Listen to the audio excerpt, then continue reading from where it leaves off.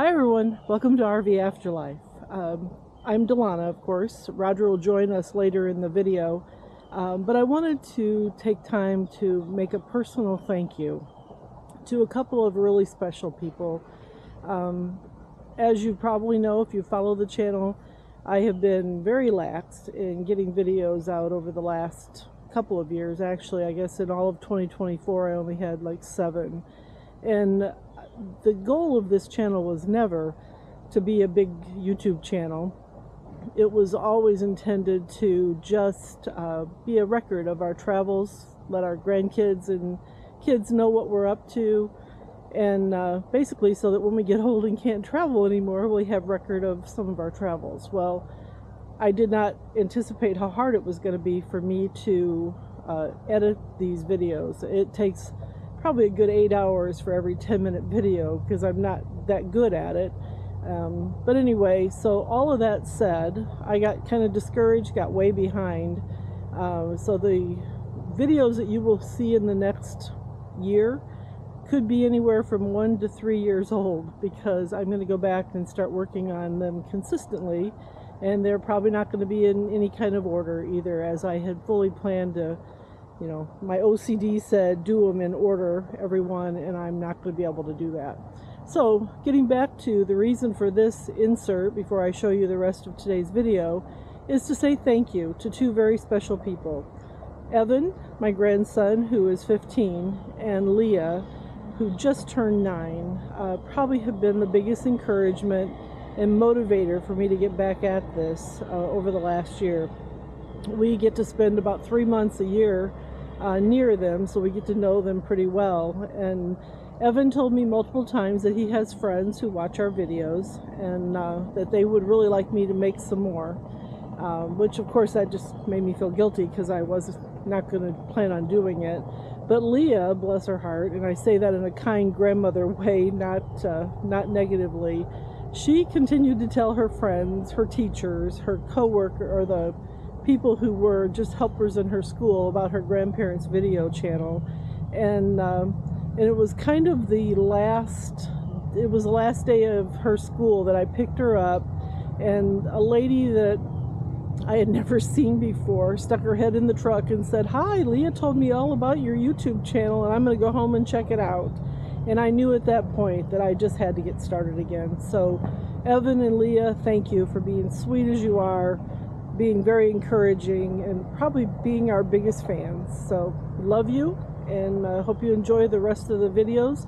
You'll probably see many versions of Roger and I as we have changed hair, lost weight, gained weight, all of that stuff over the last year. This is the island of Icy Straits Point.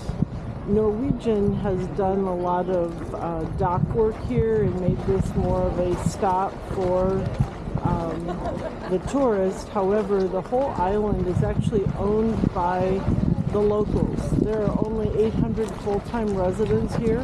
You won't find any made in China stickers. Everything is being sold by locals or Alaskans. So they have developed a lot of the restaurants. As you can see behind me, and I'll show you some of the video of the gondola rides. You can take 2 levels. The first level of the gondola is free, and you just go up to the landing, and there's really not a whole lot up there to do unless you're going to zip line. It's Roger's trying to get pictures of the zip lining. And then you can take a next level gondola, which you pay for.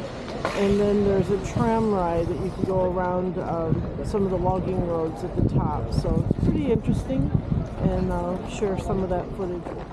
Sculpted by a sculptor named Whalen, or Wyland, or something like that. And it was arranged and orchestrated through Norwegian as just a symbol for the people here of the orca that is popular in these waters.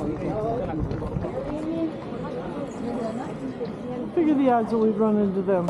It's a canary. Here, why don't we walk through here real fast? It's right there. Canary. I didn't ask you that. Oh, I'm sorry. I'll be right back to answer it. I don't know what you asked me. Well, I know it. It was the question. Hi. That's what I'm trying to tell you. Can't believe what luck we have had with weather.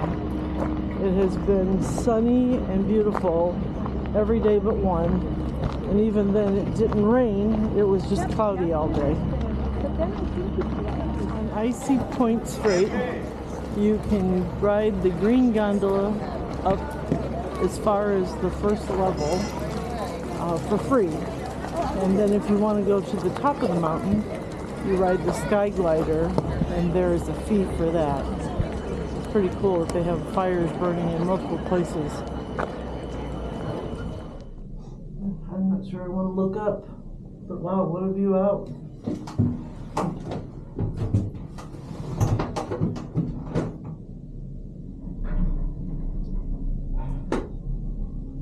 That is the Norwegian Bliss. It looks like it's a much larger boat than ours. Ours is back there around the cove.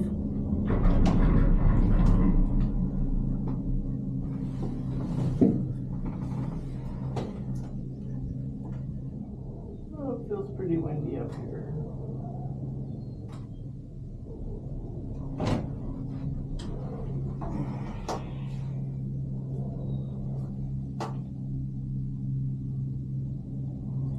Postcard.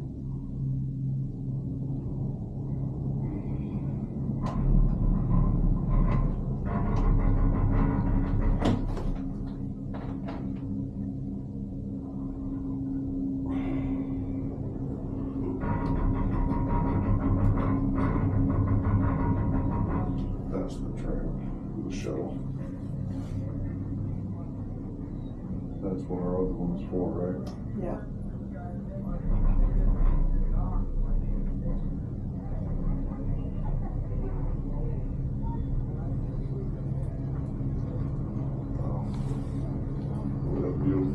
Yeah.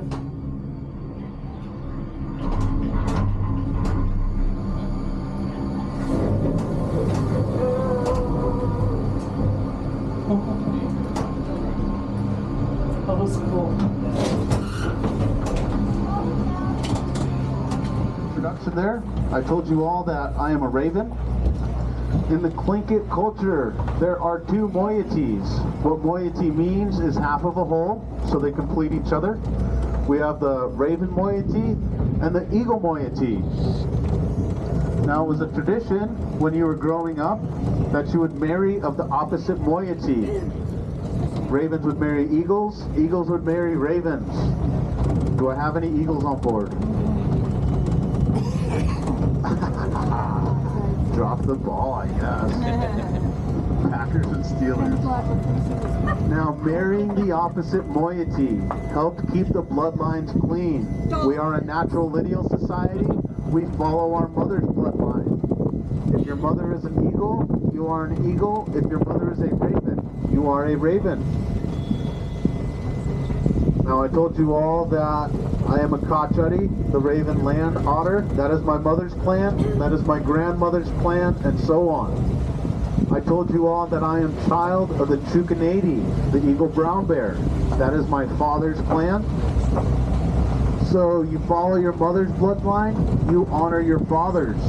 I would marry someone of the eagle moiety. So the Sitka spruce stands very tall, very proud. Their pine needles grow all the way around their branch, so the branches are a little more droopy. And they have round, flaky-like bark. Kind of looks like small potato chips. Off to the right, you will see the Sitka spruce, all three of those trees. You see those neon green buds at the end of the branch? Yes. Those are called spruce tips. Pretty creative, right? Those are loaded with vitamin C. People will harvest those earlier in the springtime. They use them in beers, wines, honeys, teas, you name it. Yep, they'll soak them in them. You can actually also eat them right off the branch earlier in the season. Those pine needles are really soft. They got a pungent kind of taste. They'll give you a little bit of cotton mouth.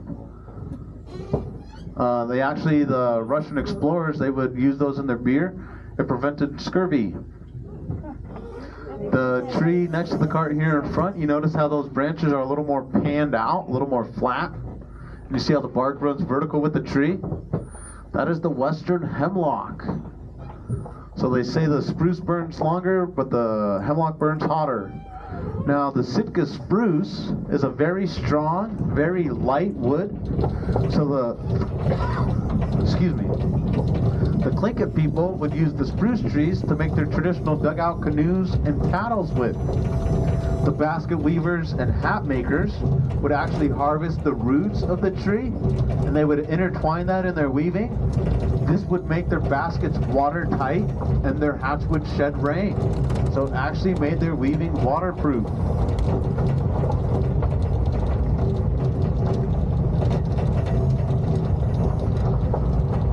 So because we are on an island, there are only two ways on and off this rock.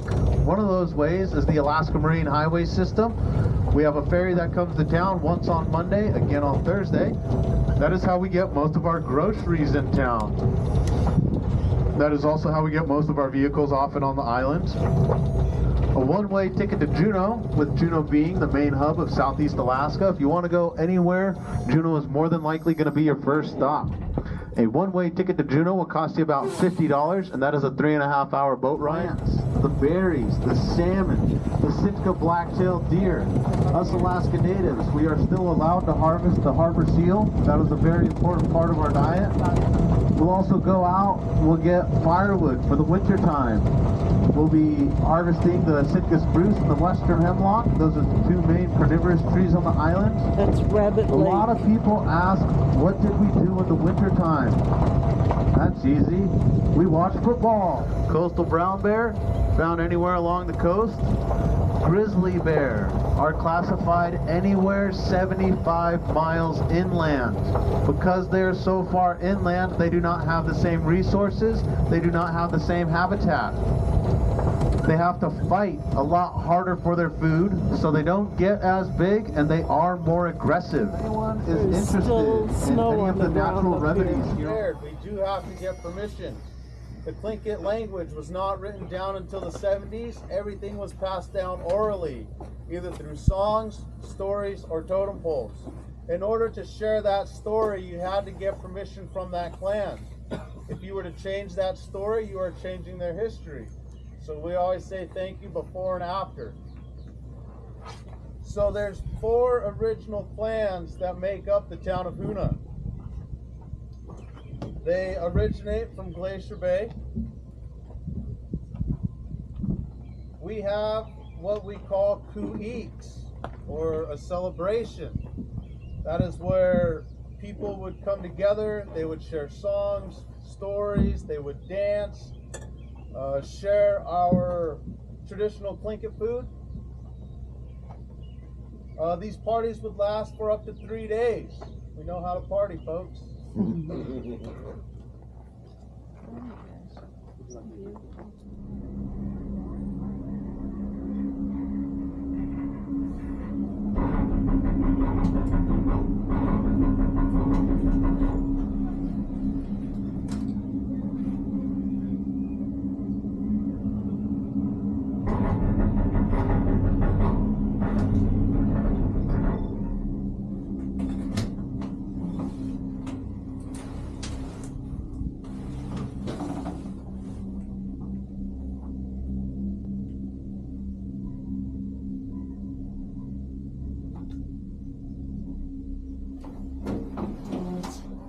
Beautiful.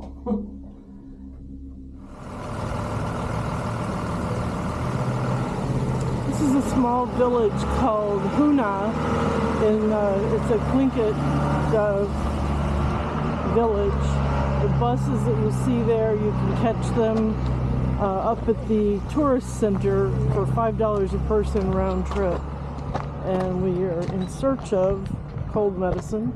They have 2 tiny little grocery stores. The first one is sold out of cold medicine, so I'm concerned about the success of that mission. Well, it certainly smells like fish here. Definitely a fishing village of some sort. There are, according to the bus driver, 900 year-round residents. Well, we found cold medicine in the trading post. It was a very expensive cold for Dayquil, NyQuil, and a bottle of cough syrup, it was $71.